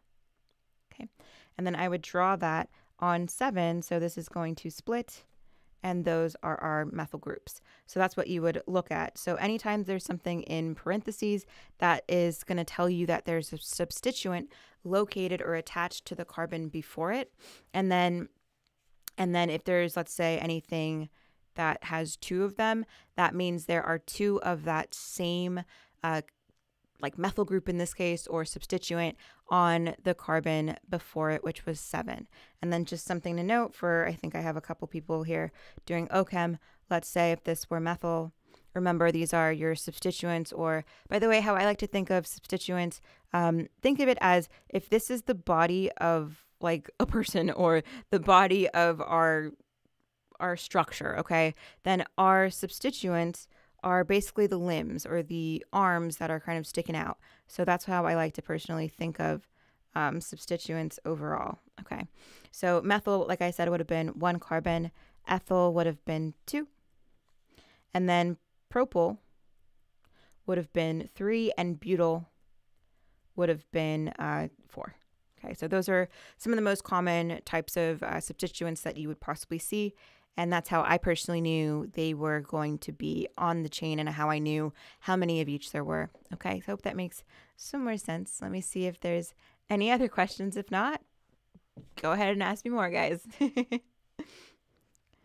Okay, so really, I'm glad that that's helping so far. And let's see, Bria said, do you think you could make a review video for chem reagent? What specific, like I could keep helping you out with different types of what was it, reagents. Oh, it's a reagents exam. I got it. I see. Reagents exam, sorry. I'm thinking OChem and thinking OChem reagents. I'm actually doing a bunch of different Q&As. So, I mean, I'm happy to answer whatever questions you have. We have about like 30 minutes or so before this one ends. So if you guys still have more questions, or if you want me to do any more OChem questions, which I'm seeing a lot of you guys are asking, by all means, ask away. Okay.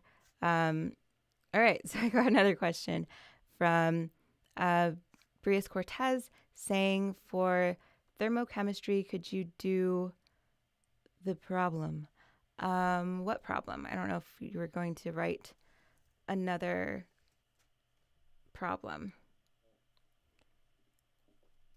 Let me know what specifically on thermochemistry you wanted me to do. If you wanted me to do, let's say, Hess's law, or I don't know if you're still typing your problem in the chat, but let me know and I'll get back to you. G is saying, is there an easier process to finding constitutional isomers? For instance, that one. Here, let's try this one out. So I personally like to first just start off with drawing as much as I possibly can. And then going from there, I know that they tend to be really long and a long process, right? But we can see what we can draw. But here, I'm going to start off with just drawing out the carbon chain. So there's 8 different carbons. So 1, 2, 3, 4, 5, 6, 7, right? My trick. So I actually drew 8. And then now I'm going to double check, do we have enough hydrogens in this case? So here I would have had 3. Here I'm also going to have 3. So far we have 6. And 2, 4, 6, 8, 10, and 12. So yes, so far that's fine. So far I know that, okay, well, that's one of the possibilities, right? That's my first one. And then for the constitutional isomers, I would have to, what I personally like to do is kind of just detach one of the legs and move it in a different location. So like if I were to erase this one and then just move it onto a different carbon, I'll double check, is that enough hydrogens? So I'll move that to, let's say, I'm going to say I'll put it on this carbon. Okay, and I'm just going to keep moving it. Then I'll double check, is this enough? So far we said this was 3, 2, 2, 2, 2. Now this only has 1 hydrogen. And then this has 3, and this has 3. So if I were to add everything together, so 2, 4, 6, 8, 8 plus that, 9, 10. So yes, that checks out. Now I'm going to keep doing that. So that's how I personally like to see it. That's going to be, unfortunately, the easiest way to look at this. For something like that, just keep removing from one of the ends one of your legs or carbon chain, okay, and then putting that on a different location on a carbon, and then you would keep drawing that out. So if I kept going with this here,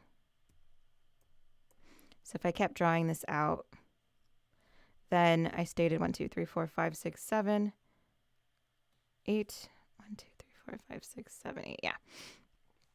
Then I would keep looking at that and state, oh, what if I were to erase this end and instead put it on a completely other carbon, maybe like in the center. And I would keep moving that location of that one that I just, moved. Then that would be one. And, you kind of see what I'm doing. I keep just moving and making sure I'm not drawing the same one each time. But that's something to kind of look at. Or I could also erase this and state, oh, what if I were to put 2 on the same? Okay, so that's something to kind of keeping that order, and you're just moving one by one. So I hope that makes some more sense, but unfortunately that is going to be the easiest way for those types of isomers. Okay, and I'm going to go back to Brisa Cortez's question. Let's see what it is. So I figured you were writing it. A 50 gram water sample poured into a 50 gram water at 25 degrees Celsius. What will the final temperature of the water? Oh, I see. That's at 100. Got it. Okay. Let me see what else. So thermochemistry question. 50 gram sample of water poured into a 50 gram sample of water at 25 degrees Celsius. What will be the final temperature of the water? And I'm looking for that. Just thinking what I would put together. So I'd put those two together. Okay. And since they're at different temperatures, find that. And okay, yeah, I'm good. So what you would do is this. You're definitely going to be using heat because you're finding technically heat, but you're going to use this formula. It's also known as MCAT. Some chemists call it like that. That's how I always knew it, just MCAT. So what I'm going to do, because we have two different solutions being kind of poured into the other at different temperatures, I like to think of this as Q of, let's say, the reaction is going to be equal to the negative Q of our system. So what I would do is pretty much set this entirely up where I'm going to expand the left and the right side, where this would have been pretty much this entire portion. And instead of delta T, I can write that as T final minus T initial. All right, so that's what I'm going to do. And by the way, all of this is being multiplied. So T final minus T initial. And I'm going to set that equal to the negative Q of our reaction, which is the other mass of it. And then this would have been the specific heat capacity, which I'll tell you what that is in a second. And then T final minus T initial. Okay, so for water, your specific heat capacity of this would have been 4.184. And that's joules per grams Celsius. Okay, in these questions, you don't have to change the Celsius to Kelvin or anything. You just leave it in Celsius. And then what I'm going to do now is just plug everything in. So plugging in the mass, we have an equal amount of mass, so 50 grams. I'm going to multiply that by 4.184 joules per gram Celsius. And then T final, that's what we're looking for, minus the initial temperature that they gave us was 100. And then that would be equal to the negative mass of this, so 50 grams. Let me make that a little bit better. All right, so 50 grams would be here. Specific heat capacity is the exact same thing. Okay. Sorry, let me not run out of room. Okay, as that processes, there we go. And then I'll also put the new temperature that they gave us as well, so that 25. So this is T final minus 25 degrees Celsius. Okay, so what I'm going to do is just multiply what I can. So multiplying these two together and multiplying all of these together. Okay, so let's see what that gives us. So 50 times 4.184, that's going to give us 209.2. And then I'm still going to leave that T final minus 100. And then this is going to be negative 50 times that amount, which is just the same thing but negative. All right.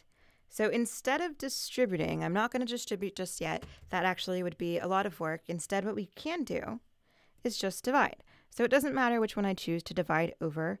I'm going to divide over the negative one, okay? Doesn't matter which side you decide to do that for. This would cancel, and it would just give us negative 1, and then T final minus 100 is equal to T final minus 25. And then since we're looking for our final temperature, they would have the same final temperature, so we're just going to combine like terms. I will distribute now, so this would have been a negative T final plus 100. This is going to be T final minus 25. And then next, what I'm going to do is I'm just going to combine like terms. So I'll add over T final and T final. This would give us 2 TF, right? There's 1 and a 1 here. And then next, I'm also going to add over the 25.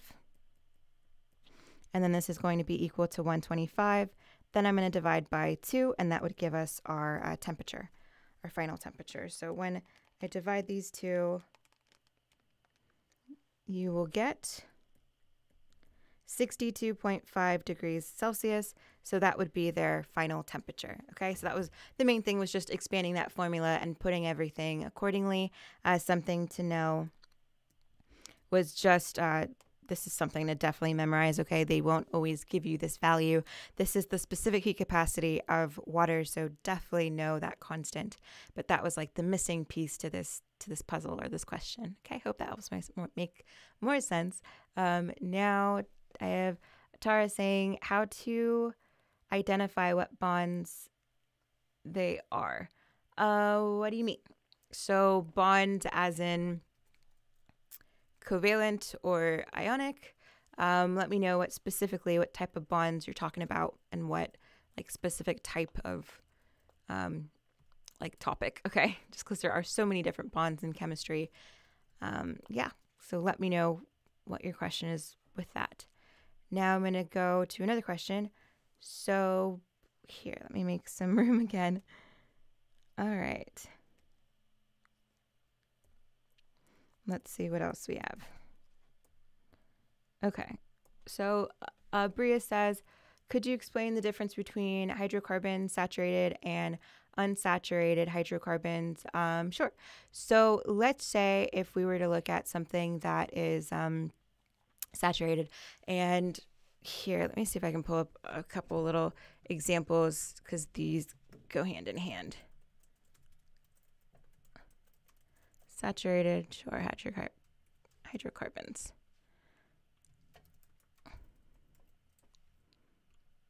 Cool, here we go. All right, so the main difference with this, with saturated versus unsaturated, is just looking at, is there a double bond or is it all just a single bond? So let's say for hydrocarbons, what they are, here, hydrocarbons. Hydrocarbons we know are just consisting of carbons and hydrogen. So it's a chain of carbons. Just think of it like something like this. Here, hold on. Okay, so let's say if we had something like this, just a big old carbon chain with a bunch of hydrogens all throughout. This is our typical hydrocarbon that we could possibly see. say something like this, okay? And this is actually going to be known as saturated. What makes it saturated is just the fact that they're all single bonds. So our alkanes are going to be saturated. However, if something were to be unsaturated, that means it consists of an alkene. So the only difference is that there's a double bond now. Okay, so there's, let's say if I were to change this is now just a double bond. Everything else is the same, but we do have a double bond on one of the carbons. That's what makes it unsaturated. That's the only difference when you're looking at that, okay? So one has a single bond, the other one has a double bond. Hope that makes some more sense. And let's see what else I can talk about, guys. But keep adding your questions. If you have more, let me know for sure. Let me see what else I can answer or talk about. Can possibly get into different types of bonds as I wait for Tara to let me know, but just so I can answer something there. Different types of bonds, if your question was, let's say, for ionic versus covalent, I could also talk about hydrogen bonding, but I'll talk about that real quick. So let's see if we had ionic bonds, then that would have given us something with a metal and a nonmetal. Okay, and in a metal, let's say if that would have been Na, that has a positive charge, and our nonmetal Cl that has a negative charge, these two combined would then form an ionic bond just because of pretty much that opposite charges. Okay, that's really the concept with ionic bonds, just knowing it's consisting of a metal and a nonmetal. If it were covalent bonds, then that would have been two nonmetals. So let's say something like carbon monoxide or NH3, or pretty much anything. A lot of times it's anything just that has actually two nonmetals. That's what it is. So this is one of the main bonds that we could see. That's actually what you see a lot with Lewis structures. If you were to have something like, let's say, hydrogen bonding, that just means you have bonds that are hydrogen that is directly bonded to fluorine, to oxygen, and to nitrogen. Okay, so I don't know if that answers your question and what specifically needed help with bonds. I can see what else I could answer, guys. So if you guys have any more questions, whether it be on OChem or whatnot, I can keep answering them. Bria, I don't know if you're still here. If you have more questions, let me know. Or G, let me know as well. And let me erase this and see what else I can talk about. But yeah, let me know, guys, what else you want me to go over. This is your time. Let me see if there's anything else that I had left in the chat, because I know I have about 20 minutes left. Let's see what else I can go over. Can you go over Lewis Lewis for diagrams? What do you mean by that? Oh, there it is. Okay, Lewis dot diagrams, like Lewis dot structures. Let me see if what you mean by that specifically. I think that might be just another way how they're looking at it, right? Here, I'll kind of state what I'm thinking you're asking. So let's say if you were asking something like, let's say something like this, CH3OH. Okay. So if I were to draw the Lewis dot diagram for this, I would look at how many valence electrons, again, we have of each. So this is methanol. This is carbon, and that has 4 valence electrons.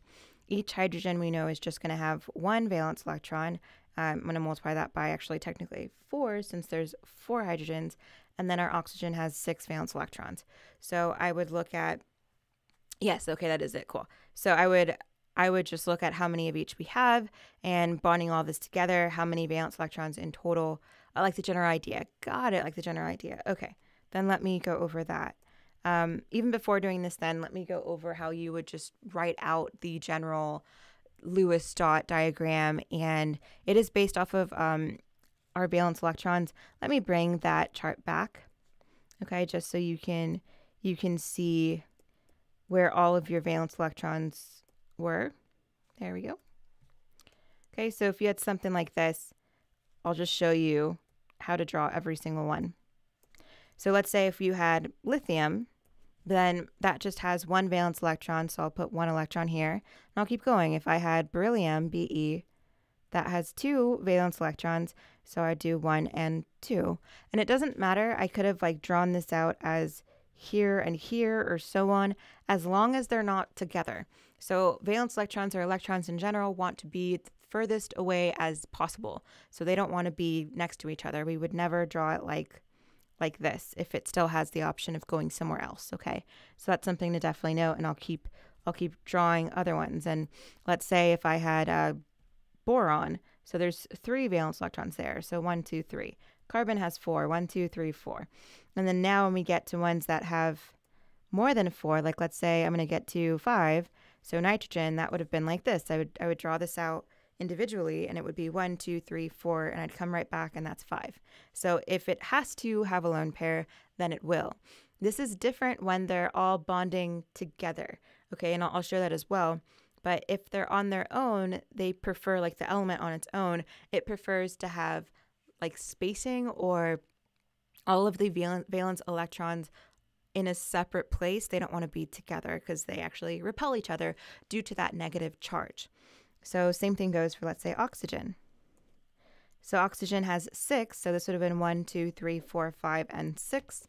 And then let's say if I were to do any sort of halogen like chlorine, that would have been 1, 2, 3, 4, 5, 6, and 7. And lastly, any sort of noble gas, like let's say neon, this would have been 8 valence electrons, so 1, 2, 3, 4, 5, 6, 7, 8. The noble gases are the only ones that actually have a full octet already. So if I were to, let's say, try to bond these two together, and I'm going to go back to something like this again, so CH3OH, how I would draw this is a little bit different with our actual Lewis structure or Lewis dot structure, because carbon would have to be a little bit different. So carbon has 4, right? So I'll show that here, 1, 2, 3, and 4, but it's going to bond to 3 other hydrogens. So I'll put that in a different color, but it's going to bond to 3 different hydrogens, and each one of those are going to attract a different electron. And that's actually how we form a bond. One bond consists of 2 electrons. And then next, I'm going to keep going, and I'm going to attach on that oxygen. So oxygen has 6, so I could have done this. I could have done 1, 2, 3, 4, 5. Actually, not. I don't want to put that there. I'm going to say 5 and 6. And the reason why I'm doing this is because I want to have that lone pair, or that electron, I mean, to be on its own on either side so it can form that bond. So that's how we would form another bond here. And then lastly, I would have this hydrogen, and that has its own valence electron, and that would form another bond. So that's how you would get lone pairs on your oxygen, those two. And that's how you would see, oh, that's how we're actually going to form a bond. It's 1 electron from one atom, so oxygen, and 1 electron from another, so carbon. That's how we form those together. So I hope that makes some more sense. I'm going to go back to G's question, and we're drawing some more. Okay. So let's see. I think we're doing some nomenclature or naming of alkenes. So we have here, I think we're doing E and whatnot. What is it? Okay. Let me see if I can just write that out real quick. And going over E and C.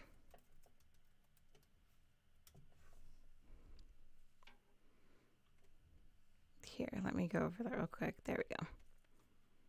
Just so I can pull up more examples for that. Okay, let me do this one first.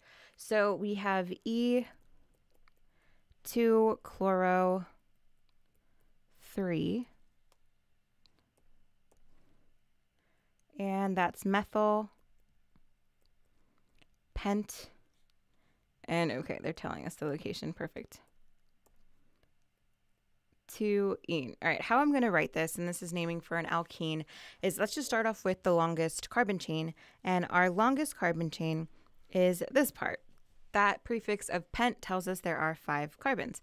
So I'm going to start off with drawing the 5 carbons. So this is going to be 1, 2, 3, and 4, and I actually drew 5. So then now what I have to do is I have to put the location of the double bond as well as the location of all of our substituents. So I'm going to start off with the double bond. So our double bond is stated to be at 2. So anytime there's a number in front of that ene, that means that this is the location of our double bond. Okay, so that's the location of our double bond at 2. So let me go ahead and number all of this. This is 1, 2, 3, 4, and 5. So at 2, I'll put our double bond. Okay, that's where our double bond would be. And then now I'm going to look at the other substituents that were given. And something to note, what this E means. This E means that it's trans. Okay, so let me go over that real quick before I start drawing this. So E refers to something being trans or on the opposite side of each other. So if I were to have this double bond, and let's say there's 2 methyl groups, they're across from each other, right? They're across from each other. So that tells me it's trans. So trans means opposite sides. And opposite sides of what? It tells us the opposite, I'm thinking side already, opposite side of the double bond. And then, however, Z would mean it's on the same side of the double bond. So it would look like this. We have 2 methyl groups on the exact same side. Okay, so something that helped me, and it's weird, but it helped me, was with remembering which one's like E or Z. Z means, I kind of thought of it as same side. So kind of like a play with same, thinking that Z as S instead. It helped me remember it, and hey, it helped me do well in OChem. So it's helped a lot of my students. So that's one way to remember it. Okay. So there's that. And then what I'm going to do is, because I know what E is, or it's on the opposite side, I'm actually going to put the substituents on the opposite side of the double bond. That's what that E is telling us. So in this case,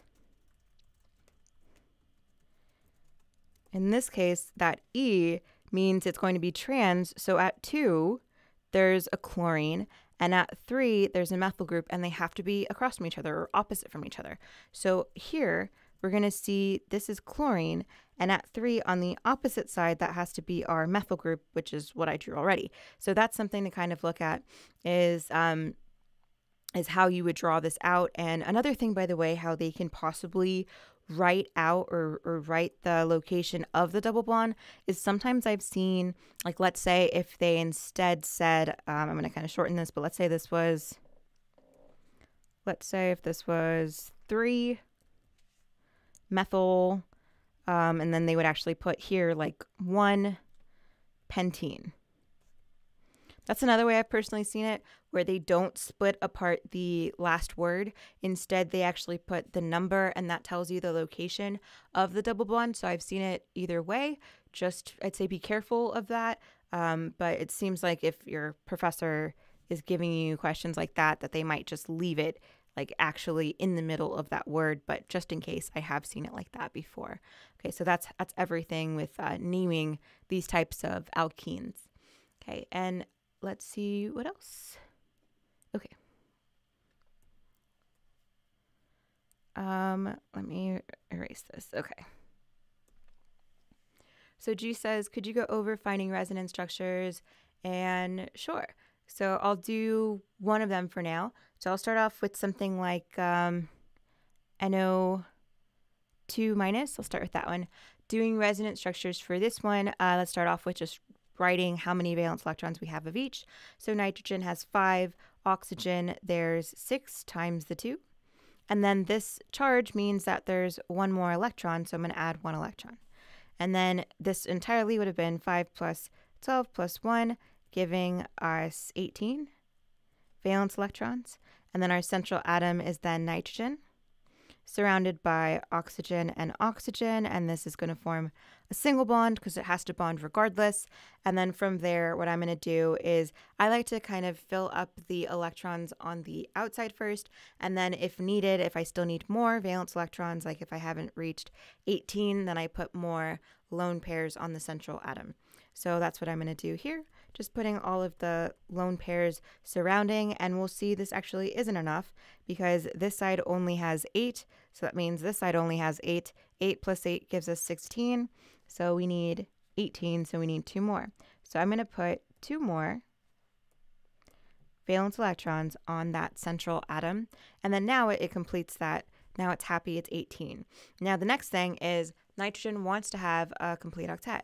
So it doesn't have 8 valence electrons whatsoever. So in this case, I would move those electrons to form a double bond. Okay, so this would go here.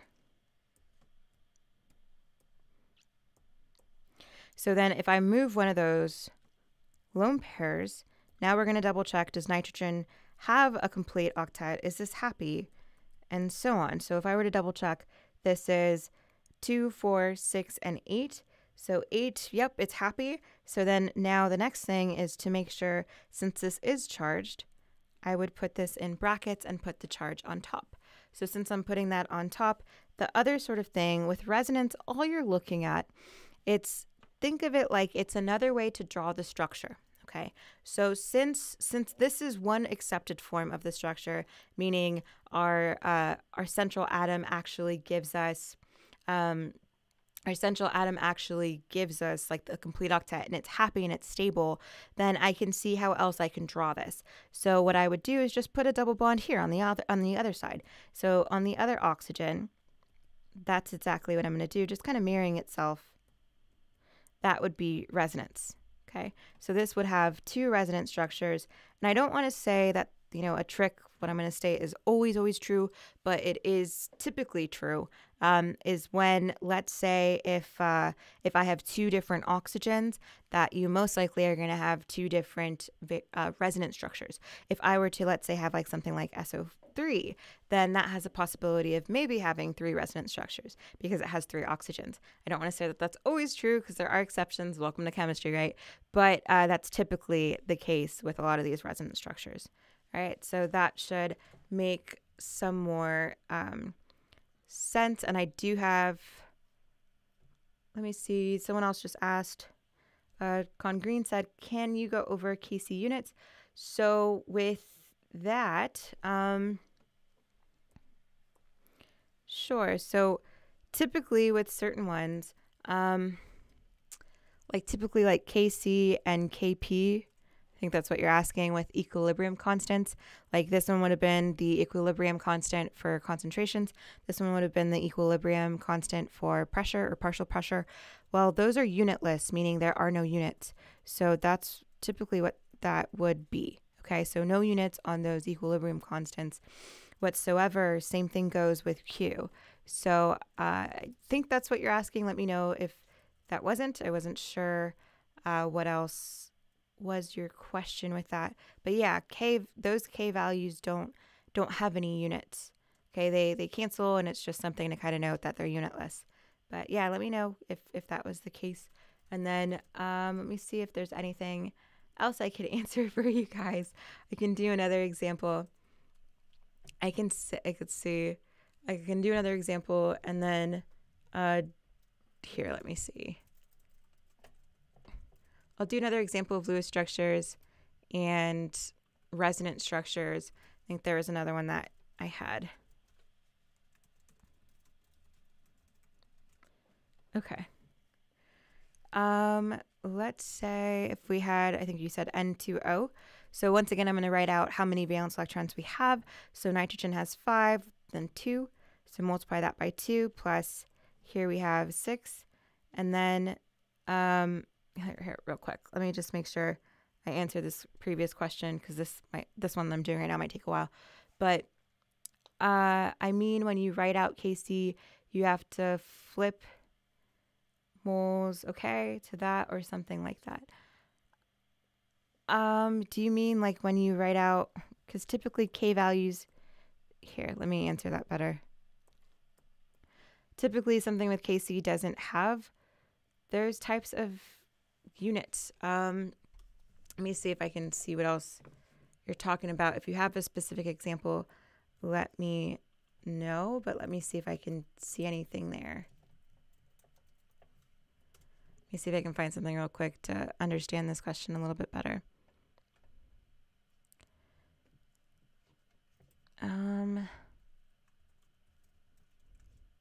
Because yes, I have seen it as you're saying moles and then decimeters to negative third. So that's moles divided by decimeters cubed. This just means it goes to the bottom. And you're saying flip that. Yeah, because KC doesn't have any, like at the end after you've solved for it, K doesn't have any units. So I don't know what that might be, but if you're asking for moles, decimeters to the negative third, how I would rewrite this would be, this means it goes to the bottom, moles would go on top, and then decimeters cubed would go on the bottom, and then that would really be it. So that's something to possibly know. If you're flipping it, like let's say, I think maybe you're asking if this was like 1 over moles per decimeters cubed. If you really wanted the units, however, like I said, KC, KP, and Q are unitless, or there are no units. Okay, no units. But if you were flipping this, then what this would look like would be 1 divided by moles decimeters cubed, and really when you're dividing fractions, you have 1 times this. We're really multiplying by the reciprocal of that second fraction, and then this would just give you decimeters cubed on top and moles on the bottom. Okay, that actually, I'm going to name one more from someone who hasn't gotten their question answered. And how do you name the acid H2SO4? Sure. So H2SO4, I'm going to make sure to actually put a video as well after I answer this question. It's on naming acids. That's going to help you even more, because there's 2 different types of acids. This is the type that has oxygen in it. So the fact that it states that, oh, we do have oxygen in it, that means there's no prefix. So it's not going to be like hydrosulfuric acid. It's not that. Hydro means no oxygen, but in our case, there is oxygen. So in this case, SO4 actually is sulfate. Okay. When naming acids, we do care about the polyatomic ions. So if it ends in 8, or if there is sulfate or some sort of 8, that means it's going to end in ic. If it is ite, like sulfite, it would have been us. So meaning this would have been, since this is sulfate, instead of 8, it's sulfuric. And that hydrogen just tells us it's an acid. If there's a hydrogen in front, that just tells us it's acid, and that's it. So I placed a link in the chat right now. It's going over naming acids. That's going to help you a lot. Okay, so definitely check that out. It goes over several different examples on how to name acids. And yeah, guys, so that was this 2-hour live Q&A. I hope you guys enjoyed it. I do have another one. Okay, so tomorrow I will be doing another 2-hour Q&A. Same goes for Sunday. So tomorrow at 10 a.m. to 12 p.m., this is Pacific time, I will be doing a Q&A to answer your guys' questions. So if you have more questions, bring them, okay? And then same goes for Sunday. I will be doing 2 hours as well. I will be doing that from 11 a.m. to 1 p.m. Pacific time again. All right, so I'm doing this because that I promised that at 10,000 subscribers, I would do an 8-hour live session, live tutoring session, and I broke it down into several days so you guys can actually be able to meet with me multiple days. All right, guys, I hope that was helpful to you guys and beneficial. I can see already that it was, which I'm so happy. And I hope to see you again tomorrow. Have an awesome day, a great Friday, and I'll see you guys.